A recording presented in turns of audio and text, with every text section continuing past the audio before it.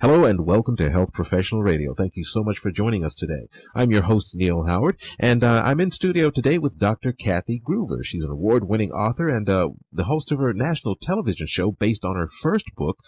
By the way, she's written five. Her latest book we'll talk about here in just a moment. Her first book, The Alternative Medicine Cabinet, national television show based on that book.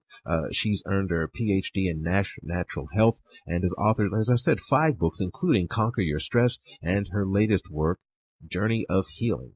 It's already won some awards.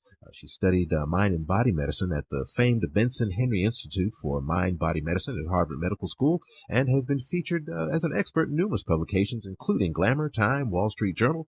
She's been on CNN, WebMD, Prevention, and now here again with us here on Health Professional Radio. Kathy, it's good to hear from you again. How are you doing? I'm doing great. How are you? I'm doing well. You've got a new book out. Talk about your book, Journey of Healing, One Woman's Path to Healing Self and Others. Yeah, absolutely. I'm so proud of this one. So many people were starting to be more interested in not just what I do, but how I do what I do, and talking about personal stories of how I got there and how I've used some of these modalities. So it basically kind of starts from day one and traces my experience with things like massage and Reiki and homeopathics and herbs and some of my failings with those things as well as successes. I tell one funny story about really screwing up an herbal formula and making myself incredibly sick, which I don't recommend. But it was ignorance. You only had to do it once. No, I was stupid enough to try it the following week. Again. Okay, well, then there's that. It wasn't my finest moment, but it's natural, right? So it can't hurt me. Yeah, no. Okay. But I wanted to tell people those things. You know, people look at as someone said the other day, you have such a pedigree. I'm like, I don't know if that's good or bad. But you know, there's pluses and minuses. There's successes and failures, and I went through it, and now I can laugh at it, and I want people to learn from it.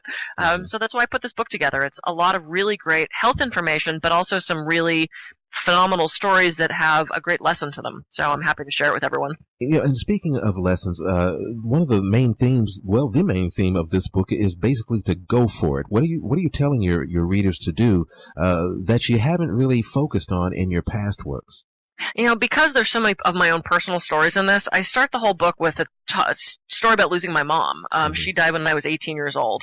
And the irony of that, right as I speak to you, is I just had my 46th birthday. Well, my mom died right before her 46th birthday. So not to be morbid, but I thought so much about that because I'm so young and I've got so much energy and I've got so much life ahead of me. Yeah. And my mom didn't, you know, and I hear people have this elusive bucket list where they're not living. They're checking, they're writing things down, they're shoving it in a drawer. They're saving the good china. They're not pulling out the lingerie except for that special occasion. Well, but when is that coming? You know, and just the whole book is not only how you can live, you know, with physical health and emotional health, but also it's just how can you live? Instead of just surviving. Exactly. Live a fuller life. And, you know, I have a friend who consistently recently has been talking about, I've always wanted to do a hot air balloon ride. Okay, well then go do it.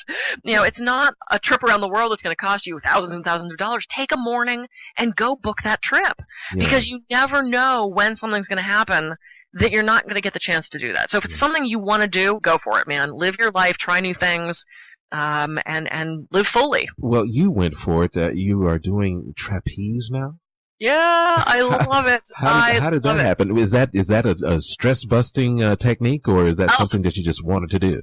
No, it started out just as something I wanted to do because I was actually telling a client about how I don't really believe in a bucket list, and I've done things like flunking and rappelling and ziplining and paragliding and parasailing, and I went race car driving, and my husband and I swam with sharks, and she said, "Oh my God, what's left?" And I said, you know, I've always wanted to try flying trapeze, and as the words came out of my mouth, I thought, I better get on it. And so literally she's changing her clothes after her massage and I'm Googling where I could go do flying trapeze. And a couple weeks later I ended up at the rig and I was completely hooked. And now I realize it's a great stress buster for me. It's a phenomenal exercise. I'm in the best shape I've ever been in at 46 and it's a blast. And I've got a collection of socks and leggings now that are just not to be rivaled. Yeah, I dress like an idiot. My husband loves it. Flash dance? Yeah, we could do that as a theme. I've got, Wonder Woman socks, little capes that come off the back, and it's crazy. I dress like an insane person when I do it. Well, you talked about the trapeze being at least part of a stress relief mechanism. How is stress affecting all of us? And you focus quite a bit on stress. Talk about how you address stress and how you tell others to address stress. I know one stress relieving technique doesn't fit all. So how do you go about relieving the stress that we can't even seem to avoid? Right. Well, and that's the key is, stress isn't the problem. And it's so funny. I've written 2 books on stress. I do lectures all over the world on stress. Stress is not the issue because we can't control the stress. We can't control the traffic. We can't control the government. We can't control the caucuses. We can't control, we can't control all of these things that are outside of ourselves. So what we can control is our response to those things. And we can control our own thoughts about situations and about what we're thinking about. So that's the key right there is only trying to control those things we have control over. Stress is pervasive. It's all around us. One of the very well-known stress researchers, Hans Selye, said the only way to avoid stress is to be dead. That's not the option I want to go with right now. So I'm a permanent solution. Yeah, it is a permanent solution. Yeah. So I'm gonna try to manage my response to that. And some people are really into meditation. Some people do visualization, affirmations. I do all of them. Because, you're right, not one size fits all. And I hear people all the time say to me, oh, I suppose I should be doing yoga. To which I say, why? And they look at me like I'm nuts. Well, of course I should be doing yoga because your aunt said it, because you saw it on TV. It doesn't fit everybody. I don't like yoga, actually. It doesn't work for my body. So, customize what works for you. That's the great thing about natural medicine is there's always another option. It's not one size fits all. And, I'm not a great meditator because I'm very type A.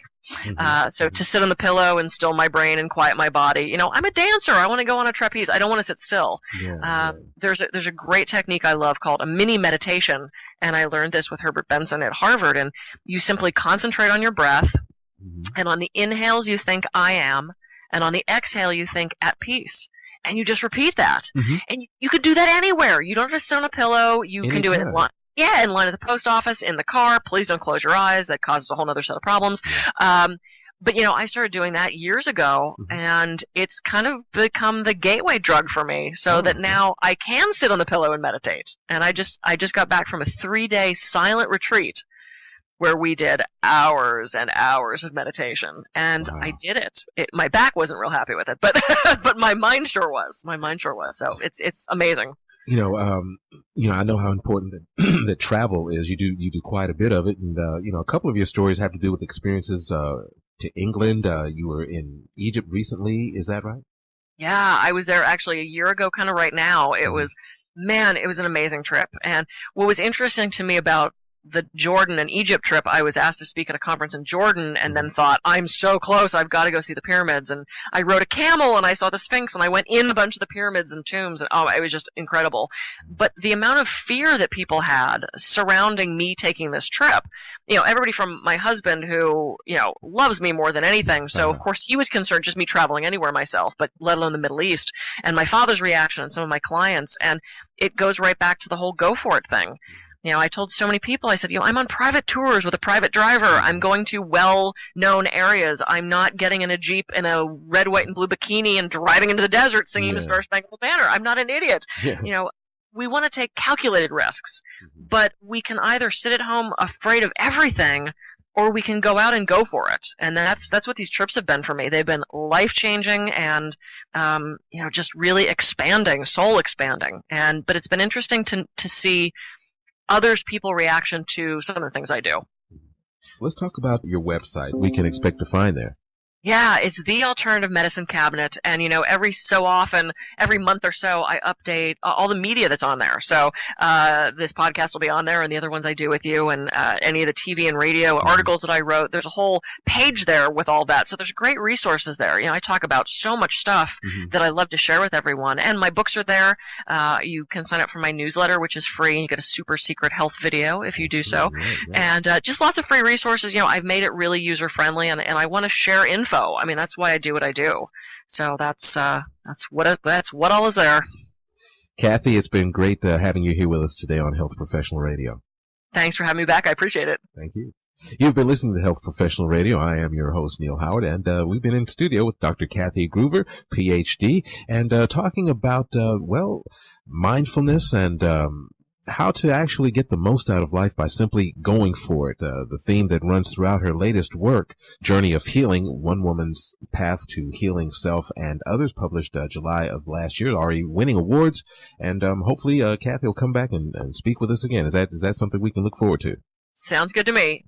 Transcripts and audio of this program are available at healthprofessionalradio.com.au and also at hpr.fm, and you can subscribe to our podcast on iTunes.